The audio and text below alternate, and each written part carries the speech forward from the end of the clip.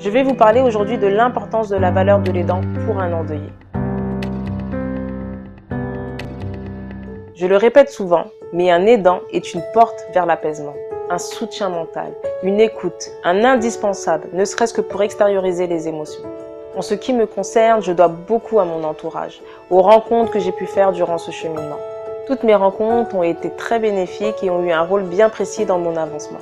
Souvent, au début de mon deuil, on m'a demandé de consulter un psychologue. J'ai dû faire 1 à 2 séances, mais rien à faire. Je n'en ressentais pas le besoin.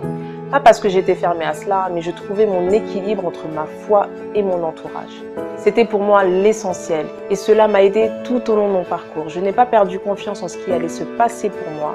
Je me sentais soutenue. Je me sentais seule dans ma souffrance car personne ne pouvait remplacer mon défunt, mais soutenue en cas de chute. J'ai vite compris que mon entourage était indispensable pour moi.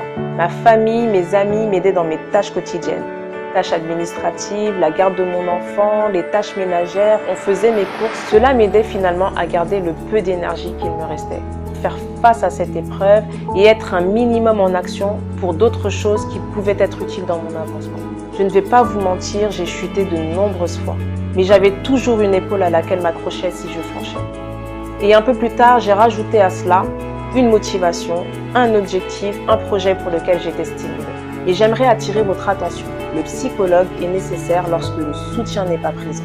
Lorsque la maladie prend place, comme la dépression, les séquelles post-traumatiques, il faut à un moment donné savoir passer le relais et mettre en relation des experts, des professionnels qui seront l'accompagner de la meilleure des manières. Mais le deuil en lui-même n'est pas une maladie, mais un cheminement avec des manifestations de souffrance plus ou moins intenses. La personne est parfois tellement mal qu'elle est dans l'incapacité d'aller chercher des informations qui pourront l'aider. Il faudrait que chacun d'entre nous puisse se diriger vers un proche vivant le deuil et lui apporter tout le soutien nécessaire. Ne sous-estimez pas votre importance. Vous avez la légitimité avec un minimum de base de connaissances, de la patience, de la sagesse, un peu de chaleur humaine pour accompagner un endeuillé ou de l'orienter. J'espère que cela vous sera utile et que vous réussirez à aider un proche dans le deuil après cette vidéo.